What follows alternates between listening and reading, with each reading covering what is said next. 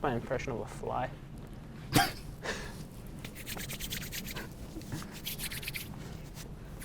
It's the video where it's like parents raised by their mother, parents raised by their dads, parents raised by fly. What is up, mother puckers? Welcome back to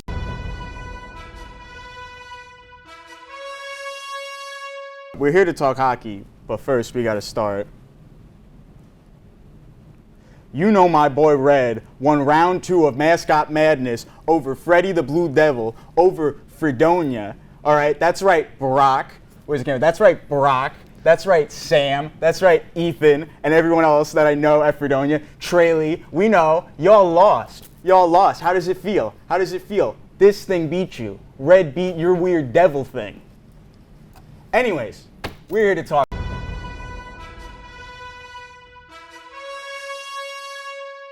We're joined with my co-host. Red is the Wayne Gretzky of mascots. Okay, to actually get into conversation, I'll just leave him here. We're going to be talking about the wild card race because we're getting close to the end of the season, and it is definitely picking up, especially in the Eastern Conference. What are you thinking here? Too many teams are too close. Too many teams are too close. The Rangers had it for a little bit, currently 1 point out. Islanders have a chance, so you have the Islanders, the Blue Jackets, and the Red Wings all with 70 points. It is 73 that the Montreal Canadiens have that hold their last wild card spot, and the Rangers are right behind. We had it, but then we keep losing games. We have not been doing too good this. Yeah, that Calgary game is a little infuriating. Yeah. Forget that one happened. Calgary definitely felt like a game that we should have won, and then we're going to be facing, like, we were both looking at the games that we have up ahead, especially April. It is almost entirely all playoff teams that we're going to have to face. Yeah, so if Montreal plays like they did when they played Ottawa the other night and put up 6 goals, that gap will be too big. Yeah, it's definitely becoming a tough thing. The Islanders still have a chance, which is surprising. Technically, the Sabres do, but they're not going to make it. But with the Rangers, do you think there is a chance that they're going to squeeze into that, or do you think they're going to miss it this year? They need to start playing like the Rangers play. We were talking about how Will Cooley's been the best player all year, which is great for you, yes. But in a sense of a team that is as deep as the Rangers, Will Cooley being your best player is not good. Yeah, I've been saying this like most of the season. I feel like you just see our star players not performing as well. Panarin, Trocheck, Zibanejad has obviously been a big talk, and even Kreider as well, and Fox too, but Fox is not a goal scorer usually. He's a big point guy though. Yeah. Puts up a lot of points. But some of our things, like will probably cause a lot of trades in the offseason, I think, but do you think that they should even get in to the wild card? Do you even want them in the playoffs? Do you think they can do anything? Or if they get in, is it just a waste of time? So remember last year when the Capitals were the last team in and they got smoked by the Rangers? Yeah, it was a sweep. Yeah, it might be a very similar situation. The Canadiens are a young team, and that would probably benefit them more to get in. If the Islanders, a Blue Jacket sneak in, that could be good for the Rangers too. But I don't think they deserve to make it. You don't think? Yeah, and it would be interesting to see if we squeeze in, we would be going against the number 1 team, which currently is the Capitals, which, like we said, is a very inverse picture of last season. Yeah, the Rangers on paper are slightly better than the Capitals last year, but the Rangers might win 1 game if they're lucky. Yeah, I mean, it was a tough season. It was a tough postseason for the Capitals. Last time, clean sweep, and Ovechkin with 0 points in that, too. But then they turn around and they're right in the race for the President's Trophy. So, yeah, and they are now tied with Winnipeg, Winnipeg, whatever they did in that offseason really paid off because they really picked up. I mean, you saw the beginning of the season, they had a huge win streak. Hellenbuck has been playing good for them. They have really been an amazing team right now, and they're currently number 1 in the Western Conference, and that playoff picture is a little less intense. You have San Jose Sharks already eliminated, and then you have the Blackhawks that are kind of just waiting to join. I don't know what way they make it in if every other team loses and they win every game. And then you have Kraken and Anaheim also not really close enough. Nashville too, another bad year for them.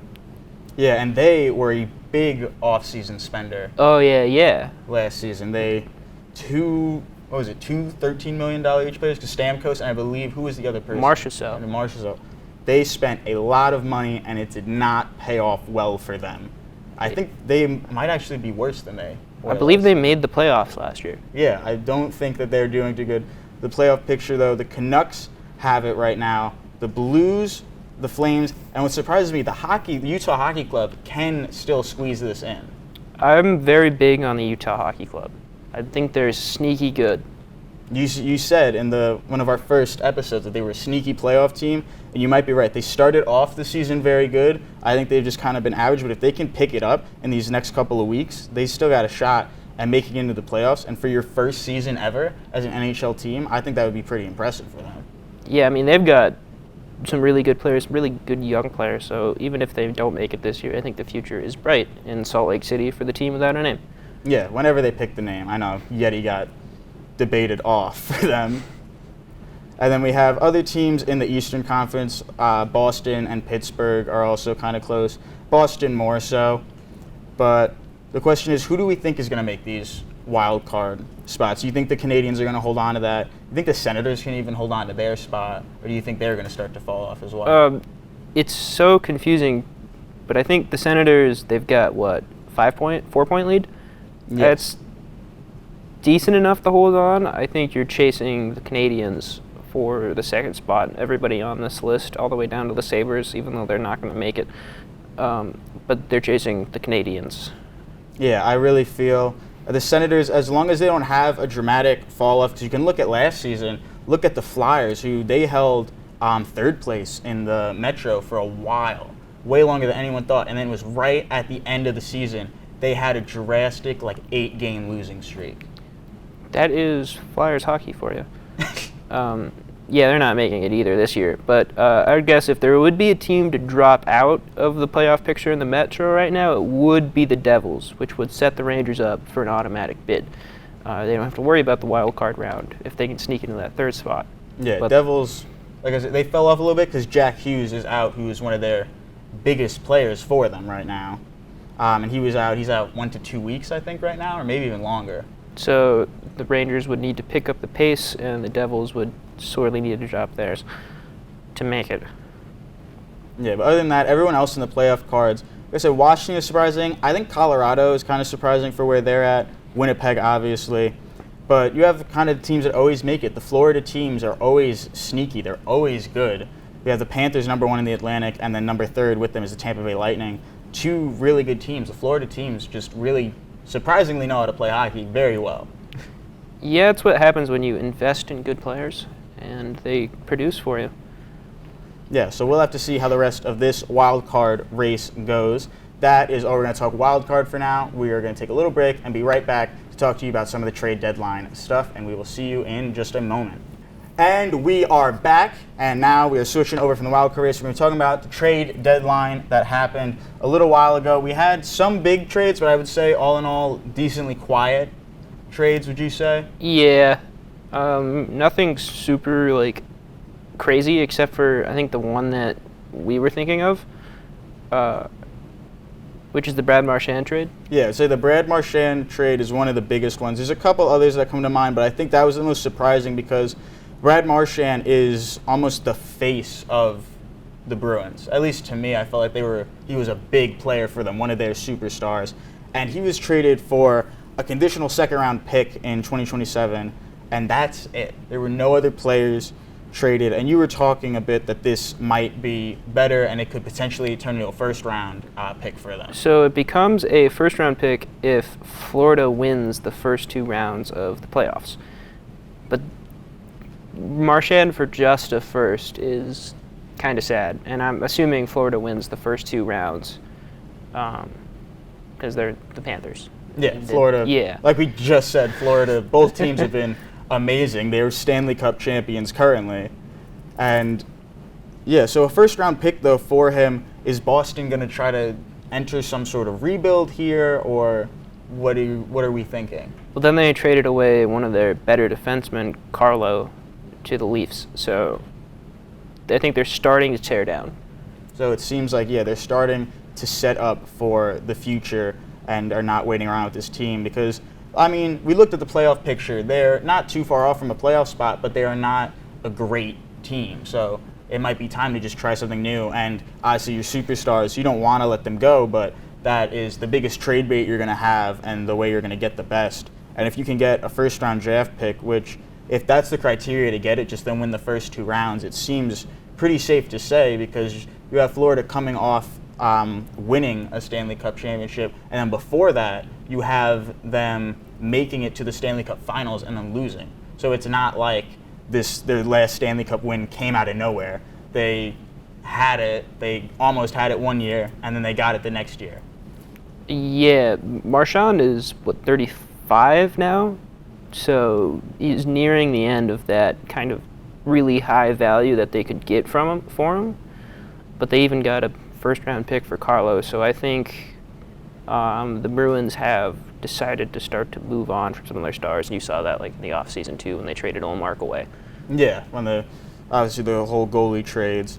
Another team that started a rebuild, which we all kind of knew was going to happen, was the Islanders, and their big trade, which was not super crazy, but was Brock Nelson traded. He was traded, and the Islanders got a slew of 2 different players, a first-round pick and a conditional third-round pick for Nelson and another player. But obviously the main point of that trade is Brock Nelson, who was, a big player for them. I believe he was an Islander all in all until this trade. I don't believe he played for any other team. Yeah, he was drafted by them, brought up by them. So, yeah, I mean, he's probably the best player on the team right now. Yeah, you have Nelson, and then there is still talks. I mean, nothing happened with Dobson, but that was a big talk. But that happened. Rangers didn't make a lot of moves. I remember, I know we traded away Smith, and I remember there was a lot of talk right at the deadline. I believe it was J.J. Peterka from the Sabres. It was talks about getting him. And that didn't happen. No, but we did get some random Nicholas Sabres AHL dude, I believe. Abe Kubel, who has not played a game for the Rangers yet. Yeah, no. I believe it was AHL for AHL trade there. Carson Soucy, they traded for. He hasn't been great. They traded away Lindgren, Vesey, and Kempf. Lindgren and Vesey gone, which, I mean, look, I like Vesey a lot. I like Lindgren a lot. Rangers did not want to stick with Lindgren. I don't quite know what the reason was for that. They were actively trying, and he was kind of trying to stay. Vesey, it was tough for him. He's a 3rd, 4th line player. There's not much you can do with him, and he's saying, I don't know what to do with this team anymore. So it kind of made sense to trade him away too, just to get rid of some stuff. And then I think the last big trade is the Rantanen trade, which was a whole big thing when the first trade happened when he went to Carolina, and then he gets to Carolina and he goes, I don't want to play for this team. And he didn't really perform well either. No, he is not that good to really be doing this. I don't know why he seems to think that he is. But I mean, also, he came into the team and then he had to give, he gave a Rolex, I think, was it Smith, to wear his number for like 9 games. Roslovic. Oh, it was Roslovic? I knew it was a Ranger. I just wasn't remembering who was on the Hurricanes now. But yeah, gave a Rolex to get that number. I think that's the best trade for Roslovic. Yeah, then you got his number right back. Gets his number right back. Rantanen with the Stars. Stars are a great team. How do you think that Rantanen will kind of help with them? I think he goes right in the top 6. The Stars made a lot of moves. They made a really good one, and the Hurricanes got a lot back. Yeah. You have 2 conditional first-round picks and 2 third-round picks. And Stankoven, who I think was the Stars' top prospect. So that's a big move, especially for a guy who didn't work out well. No, but I mean, like we said, Rantanen quite literally stated, I do not want to be on the Hurricanes. I believe there was a quote that is, there are only 4 teams I will play for, and you are not one of them. And to tell that to a team is absolutely insane.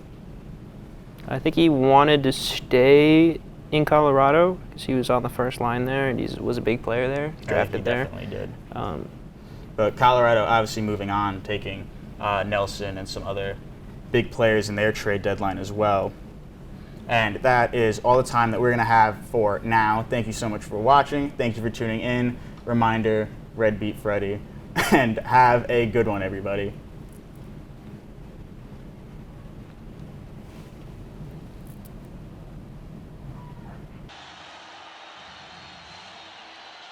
The waiting is over.